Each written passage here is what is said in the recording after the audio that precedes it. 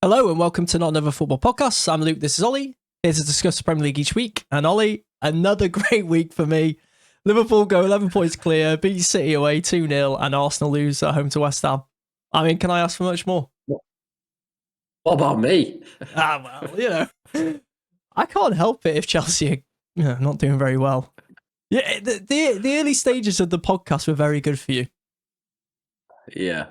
They're not so good now. But go on, we'll get on to Liverpool to start, seeing as I'm sure you're in an ecstatic mood after pretty sublime performance, to be fair. Yeah, I mean, I don't think anyone anticipated that we were going to go to the Etihad and put on a defensive masterclass, essentially. Like, we were so compact, essentially played with two 10s and no actual front guy. Striker Diaz played out on the left and obviously Salah on the right. But, mate, just perfect. Perfect away performance, Get the job done. I feel like, I mean, obviously speculating a little bit. I haven't listened to Arne Slot's press conference afterwards, might have touched on things, but played Everton away. Obviously, it was a bit chaotic. Derby can happen. Played Villa away, ended up being a little bit chaotic. I still think both games we should have won. Obvious with the Everton last minute equaliser and the Darwin Núñez miss.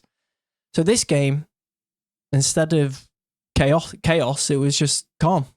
Like, we're going to go there and we're going to do a job. We don't have to be our scintillating best attacking. What we have to do is be solid at the back and we'll hit them on the counter. Or, it turned out to be a very good set piece, obviously. They unlocked the door to take us or put us in the lead. So I feel like it just played into our hands because they were going to have so much of the ball that we could be so compact, sit back, and I don't think I've seen us defend as well as that in a long time. No, I was going to say to you, and you've touched upon it a lot there, but there was a moment, I think it was in the 80th minute, and I was just watching the distances and the gaps in between your players, and it was nigh on perfect. It was just incredible in terms of the spaces that they had rounded out across the pitch. There was just no getting through. It was a masterpiece in off the ball setup. It was brilliant to watch. Really, really impressive. Yeah. And obviously, it was one of those get the job done, especially after Arsenal had dropped points. It was let's not take any risks now. Let's just be efficient, thorough, hard to break down. We'll get goals. We're confident of that. And we did. And the only person who didn't play very well was Trent. I mean, I don't know about the stats, how many times Doku went past him, but when you win, you can overlook it a bit. I don't know if you would have been saying quite so calm or laughing so much if that was the case. I think the fact that Doku was taking him on and then bringing it back and taking him on again and then not doing anything with it probably assisted in terms of that count in terms of the take-ons. But yeah, apart from that, I thought Szoboszlai was incredible. I thought he was really impressive. Yeah, but Szoboszlai was just standout for me today. Yeah, he was unbelievable. He's got such an engine on him, so I think obviously that gets overlooked sometimes because of his output going forward. But a lot of the times, if you actually watch, even though he doesn't get in terms of what he doesn't get in terms of numbers, he actually gets in terms of just creating space. Perfect. I mean, the runs in behind, dragging a defender to either drop in with him or to step to try and play offside. But then we've got other runners with the likes of Salah and Diaz and even McAllister from late sometimes from deep. So it's perfection, really. Like, that midfield does have a lot of synergy and it works really well. I think he's been, they said on Sky he's a bit of an unsung hero. I feel like he's been getting a lot more credit of late. But if he can add goals to his game like he has been, and obviously he got an assist as well today, so goal and assist. Yeah, I mean, he's just going to be the ideal player for us. Yeah, but like you say as well, thing is, it's not like you're short of goals, is it? And he's creating lots of opportunities for the others. So I always find it's a bit of not a lazy trope, but it's not always as, like you say, as black and white as that in terms of, he should get more goals, therefore he's a crap player. It's like he's creating so much for the others around him. It's quite incredible, really. And we spoke about it in the past about... Go ahead. Go on, sorry. Go on. No. It's just we spoke about it in the past in terms of, that your front four, five, whatever you refer to them as, like they're the only ones with outside players wing players that can score goals. Like a large reason of that, a large part of that is down to him. Yep, 100%. And he also has the defensive capabilities of being high energy, great pressing, and obviously covering a lot down the side of the right hand side as well when coming over to help Trent or double up where needed. So he puts a lot in. He's like the evolution, really, of like your Henderson and Van Alden when they were at their peak with Liverpool. Because he's more of a goal threat. I mean, Van Alden did chip in with a few, to be fair, but Szoboszlai built his reputation off being a goal scoring threat and creative player, an attacking player. So I feel like he's the evolution of that, and obviously it's been perfect for us in the game today. City actually played all right, to be fair to him. They weren't that bad. They just lacked the cutting edge, and that obviously played into the hands of us being defensively solid. I thought Van Dijk was brilliant as well. I mean, he's always pretty much 8 out of 10 anyway, but it just makes it look so easy, man. I know. His consistency levels are phenomenal, really, when you think about it. Yeah. Like I think they were speaking about after the game on Sky in terms of where you've been whenever you've had him in the team, in terms of with the exception of the ACL in one season, like you've always been challenging. Always. Whenever you've had him in the team, he's just that one player that, well, not the one player, but just makes so much difference in terms of the calmness around it. I actually think Konate is getting a lot stronger as well alongside him. I don't know what your thoughts are on him. Love Konate.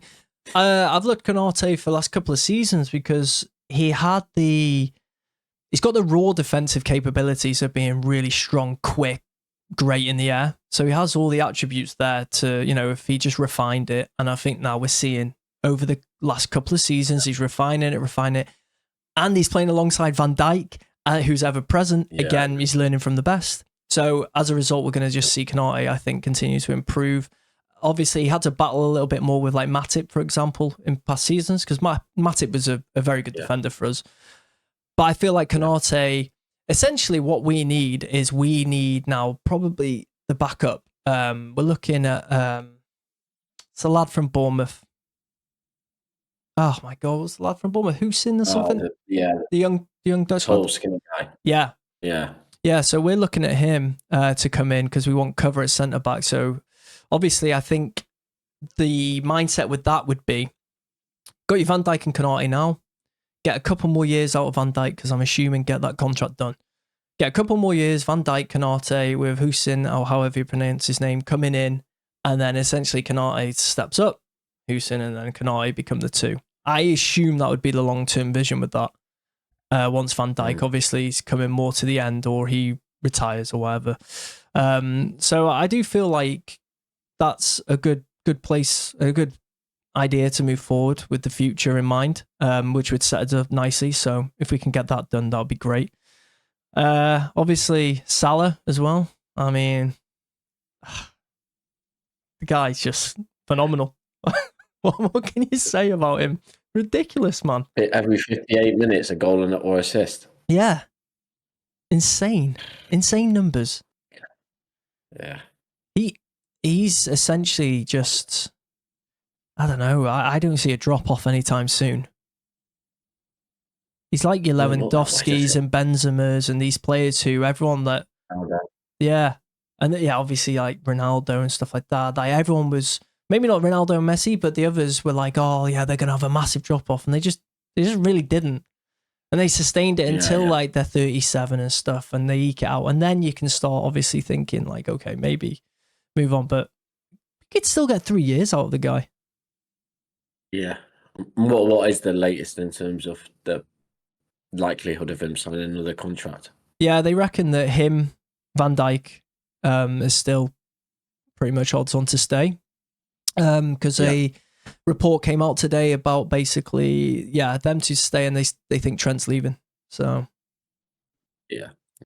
I mean, there was one point, I think it was in the second half, where the camera panned to, you think you won like a corner, and your fans were going absolutely wild about it, rightly so. I would be doing the same if us 2-0 up and about to win the league title. And he just panned to Salah and he was just looking over at the fans and you're just thinking, like, for him, like at this level in a league format, surely it doesn't get any better than this for him.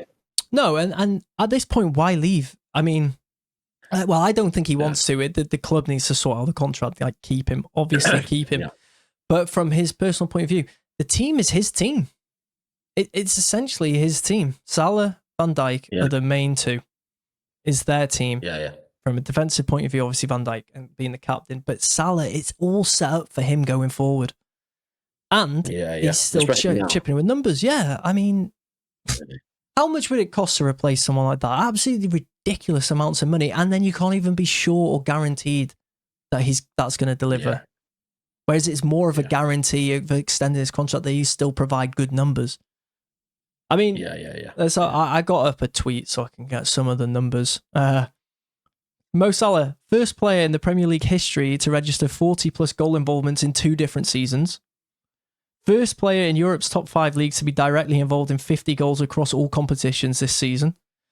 And he has now scored and assisted in 11 Premier League games this season, the most by a player in a single season, one of Europe's big 5 leagues since Lionel Messi in 2014-2015. Like, these stats are insane. And he's the first player to score 25 plus goals and register 15 plus assists in a Premier League season. Like, come on. The guy deserves more plaudits than he actually gets sometimes, which is kind of crazy to say. Yeah, fair. Like, hey, he was yours once. You know. I know. I knew that was coming. I always think that every time I watch him. But I would have never, ever in my wildest dreams, I would have seen that in the games that he played for us. He just didn't look like a footballer. So Shrewsbury away with that strike in the cup where it just goes off like a throw. I remember some of the home games that he came on. It was just like, what is going on here? But I mean, fair play, the regime that he went under at Roma in terms of like the training regime and how much he dedicated himself to improving and getting better. So and he was good at Fiorentina beforehand. Had like one of those seasons where he did quite well, and people started. Then also Roma took the punt. But you know, I mean, there's not much more to say. And again, obviously going 11 points clear, so I might as well touch on the Arsenal thing. I said to you last week when we did the podcast, I had more confidence now about the league title after watching them against Leicester. Because, I mean, it's not Mystic Meg stuff because of all the injuries they've got, but it gave me that hope of like, they're going to drop points, man. They look toothless against Leicester, who are atrocious, by the way, defensively. If they did you watch them on Friday, by the way? No, I saw the highlights. I missed them. I was traveling. It was so bad. Centre half, like just across the team actually, but in particular the defence. Comical. But anyway, sorry, go on. League chances, man. They shouldn't have sacked Cooper now looking back, but they'd probably give him a little bit more of a chance than Rude has since coming in. But yeah, so when I seen that, I was like, there's no way, man. There's just no way. They got such difficult games. And when they play a proper team, and West Ham aren't even doing that well this season, but they'll still be set up in a proper way and they'll be harder to break down than Leicester were. There you go. Come and do a job. Potter gets his first clean sheet for West Ham as West Ham manager. 1-0. Thanks. I think there was a moment, wasn't there, where it was like, I mean, I don't think Odegaard scored from direct free kicks since like 2021, but there was a moment where Sterling was over the free kick like 25 yards out. That's great. I mean, that guy's so done. I had to listen to the tropes over the last 2 years about, he's a Premier League winner, he's an England international, he's a great player, should be leader, all of this. He's done. Like, he was done 2 years ago. Yeah, what gave you this impression he was going to come back? Had they not watched him for the past 2 years, genuinely, because I can't remember one good game as him having for us. Mm-hmm. Maybe when he first joined, I think it was Spurs at home, he played okay. But that apart from that, he didn't have one good game. He was even worse last season, and they still decided to go for it. It's just Makes no sense. wild. Makes no sense. Makes no sense.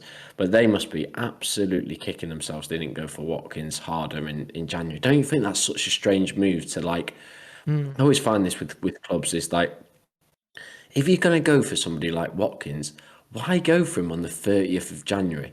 Like, why do that? That surely that's no benefit to you if you've got the money PR? available to do it. What? Sorry. PR maybe? PR. Like a PR piece? Maybe. Oh, we tried. Maybe. We tried. Yeah. See, this is, Yeah, I'm with you, maybe. man. I'm completely with you. Like, I've heard a lot of fans talk about it, and they're like, oh, we lost the league in January. Then saying about Havertz and stuff like this, and then some of like, you can't see injuries coming. Mate, they were already decimated. With injuries before the Havertz one. And yeah, I'm not even talking about that. Yeah. yeah, Yeah. and Havertz, I mean, he was missing chances already where you're looking and thinking he needs to be replaced. So they should have. They should have. I mean, I don't know about like John Duran, but even he would have been better than what they had. And he went to Saudi. I know it's harder to compete monetarily with them, but surely he would want to play for Arsenal instead of going to Saudi. What you would think. Yeah. But then again, that's on them because they're going to struggle now. Yeah, and I think they could have. I think if they'd strengthened, they could have run you because, well, that's been proven. You know, you drew against Everton, you drew against Villa. You know, you guys were sublime today, but you're not. I don't think you'll finish on a points total that'll be unassailable. Probably finish on what 80, 85, probably 85 points. You'll finish up on. It depends, doesn't it? 90? No, I'm thinking mid-80s to late 80s, but I say depends because how much are they going to push us?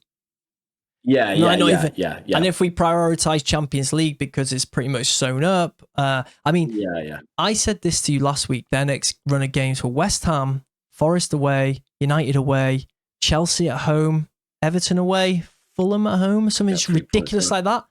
They'll do it against you. But I was saying, like, mate, after that run, never mind us. If I'd be looking behind them and thinking, hey, we might be in a top 4 race here because all of a sudden we've dropped a few points, and from literal 4th to 10th, I think it's like 8-point gap. They could get dragged into that. Forest are 6 points behind them. I know they got battered today, but not battered. They made it a bit more, respectable, losing 4-3. But if they beat Arsenal Wednesday, it's 3-point gap. Yeah. They got to be careful, man. Yep. Can I just say as well, probability calculator from me for Liverpool to win the league. I'm going to say 51% chance that we win the league now. Right.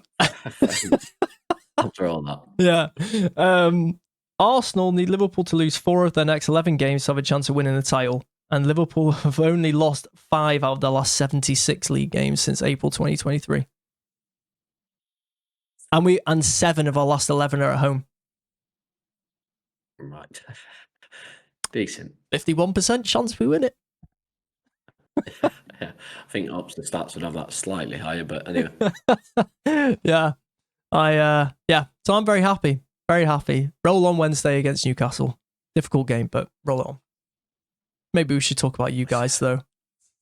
We touched on the top 4. You've been calling for Jorgensen. Are we touching on top 8 or what? Conference League. I'm not.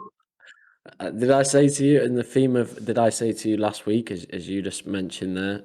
Did I say to you last week that we won't finish inside the top 8? I didn't feel any more confident having watched that game against Aston Villa that we will finish in the top 8. I mean, you've been calling for Jorgensen, by the way. Well, yeah, I mean, yeah, it's a howler. It's a howler. But I mean, how many has Sanchez made? In fairness, I don't want to even go on the goalkeepers. I actually thought that tactically we were a lot stronger, and I liked the way in which he switched up the system in regards to we've been struggling for balance, or not struggling. We've been terrible for balance in midfield since Lavia has come out of the side. Like, we haven't found a way of Enzo and Caicedo playing together as the two without Lavia. So Reece James going in there, I thought, good move. And I understand he hasn't been able to do that before because of his fitness. But I also I'll go on to another point about that in a second. We were in kind of a good spot for the first 15, 20, 25 minutes. We looked in like sort of not total domination, but we were outplaying them, and we looked confident. And then as soon as we scored the goal, within probably 10 minutes of scoring that goal, after that goal, we tried to hold on to the lead. It was classic Italian stuff, and I know that's an easy thing to throw at him because he's an Italian manager, but we just went into our shells and tried to be defensive. It's like, I keep saying this, but we haven't got the players to be defensive. Like, Colwell was atrocious again. Yeah. He needs taken out of the team because his confidence is all over the place. Tosin, who came on for Chalobah, looked like a Sunday League player. He couldn't keep, when the ball was at his feet, he just kept booting it here, there and everywhere, all over the place. Gusto couldn't drop a bag of cement. I think Alan Smith said he had a good game. His touches, mate, every time he took, I don't know if you were watching it, but every time he touched the ball, he would knock it like 3 yards in front of him. And their player nicked off him. It was absolutely crazy. And Nkunku, he tried to play left wing again. Was anonymous, isn't he? Garbage. He just doesn't do anything. And you've got Tyreek George on the bench. Bless him. How he's not getting a game at this present moment, I don't know. Sancho came on, just wasn't interested at all. Wasn't up for it. What do you think of Neto through the middle? Yeah, I think Neto through the middle was the best shout. But I also, with this, think, why the hell didn't we do that earlier? Like, why? What we know Neto can play up front. He's done that before for Wolves. Like, surely that would have made sense to do that way sooner. And also, you have to ask tactically. Like, go back to the midfield thing, right? So Caicedo and Enzo haven't been working for the past 8-10 weeks, and they never really worked in that. They never really found the right balance between those two. And like I say, until Lavia came in, he had Renato Vega right there, and he didn't want to pick him. But he could have played that role, no problem. He could have played it better than Reece James or Lavia, because they've not been there. So by osmosis, he would have been a much stronger player. To alienate him, I just think it's crazy. And people say, yeah, he's had bad injuries, but I really don't think you can put it down to that. And Palmer. Yeah, I mean, Palmer looks out of form, doesn't he? I mean, we've crushed him, really, in the sense that we've put too much pressure on him too early. And I know he's like, he doesn't deal with pressure, etc. But all players do, like, and whether you're super confident or not. And if he doesn't score, I don't know who else is going to score. It seems that way, doesn't it? He had that chance where he went through on goal. You're thinking, just lob him, and then he slipped back and tried to. A confident Palmer takes it, doesn't he? Like, earlier on in the season, he probably just finishes it. He must be so frustrated, man. The players around him. We've killed him. We've killed him with the players around him, and we've killed him in terms of nobody else willing to chip him for the goals. And it just baffles me that we're trying to play this defensive style when the defenders just aren't good enough. They're not good enough. Yeah. So, and you've got and you've got obviously dodgy keepers, which plays into the whole.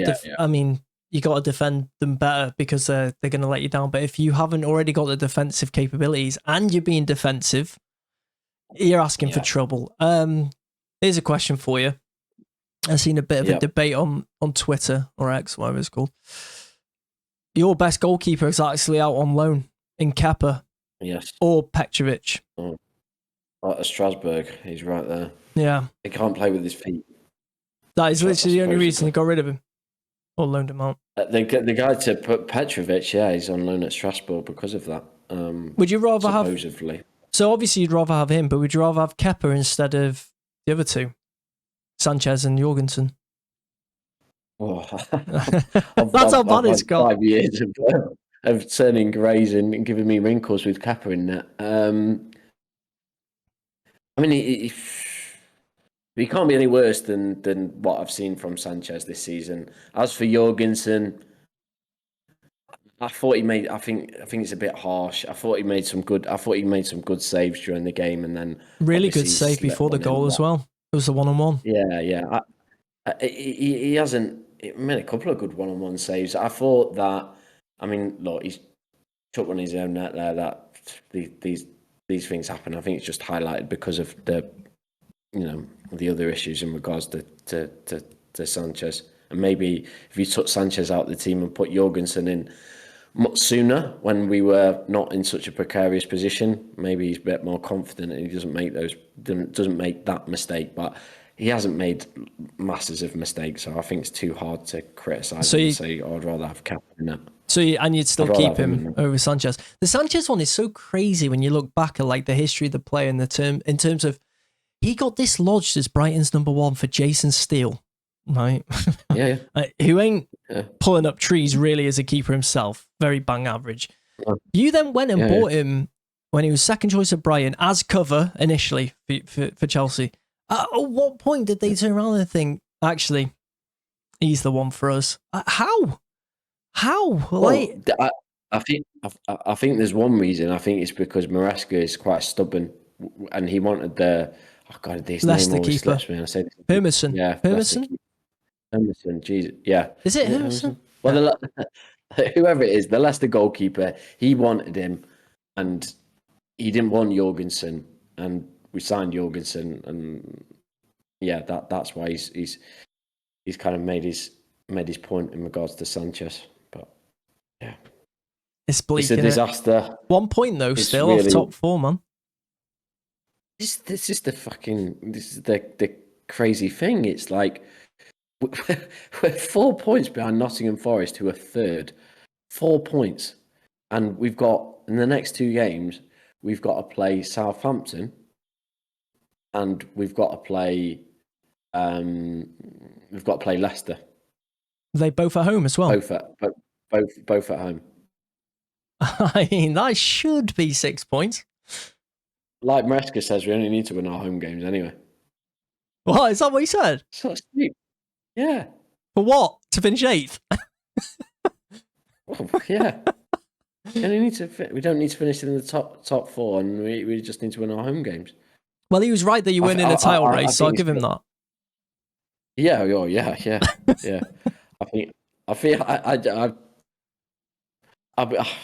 I'd be amazed if we finished in the top 8. I really would. Really, really worrying. Really worrying. Yeah, I still think it's crazy that you're only a point off top 4. I mean, on that run, because I know I brought it up last week, but the whole you were 2 points off top in December 14th. So that run from there to now, how many games have you won in that run? 3? 4? I think there's maybe 3. No, 2. I think it's a long run, isn't it? 2 games. Yeah, I mean the biggest challenge is that up until May, our games aren't actually horrific. But when we go into May, we've got to play. I think we've got to play Nottingham Forest. We've got to play. We've got to play you. I feel like we've got to play you in May. We've got to play you at the start of May. Newcastle away, which we never win. United at home and Forest away. That is a rough run of fixtures. Rough. By the way, I just had a quick look. You were right with the 2 wins. So basically, obviously, since the game you could have gone top if you beat Everton, you drew 0-0. But then since the Fulham game, which was the next one, which you lost at home, you have won 2 games.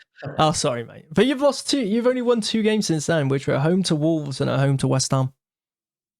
We weren't convincing I think you watched both with me. Yeah. And I'm going to get you round for the rest of the season. But we weren't convincing in those either. No. We weren't, were we? We weren't. No. We were poor. Yeah, you were. But it's actually insane, though, that you're only a point off top 4 after that horrendous run. I know. But there's nobody, is there? There's absolutely nobody that's putting any form together. Yeah, true. So yeah, it just a total aside towards the bottom of the table, seeing as we're on a similar run of form to them. Southampton, do you Southampton? Well, do you think they'll beat us? But this is gonna. I'm gonna look like a right idiot when they beat us here, aren't they? But will they beat Derby County's record? Is Derby County's record 11 points? I feel like it is. It was 11, yeah. Was it 11? Or was it 12? Okay, because Southampton are currently on 9. So, and they're running out of games fast. 12 games left. I need the Derby points haul first, though, I think. Yeah, it was 11 points. 11? Jesus Christ. Okay. So Southampton need 2 points to equal it. So they just have to win one game. One game. Yeah. One game at the bridge. You know what? I'll say that Southampton will finish the season on 13 points. So they'll get 2 more points. I don't know if that's going to be 4 draws or 1 win and 1 draw and the rest are defeats. But yeah, I'm going to say they'll get to 13 points. Miserable season. Yeah. What about you? Think they'll do it? Think they'll get worse points? I think they've got a bloody good chance on Tuesday night. Yeah, if they go the bridge and win, then I might put money on him to stay up. Yeah, I don't think. I think all 3 of them are down, aren't they? Feels that way, yeah. Big win for Wolves as well, so puts the pressure on them. Yeah. Yep. All right, well, that's a good place to leave it, mate. So if you are listening to the podcast on Spotify, share the podcast, help get it out there. We appreciate it. If you're listening or watching us on YouTube, please like, subscribe, and comment with the thoughts down below, or with your thoughts down below on topics we covered today. And we will be back next week to discuss some more football. See you later, guys.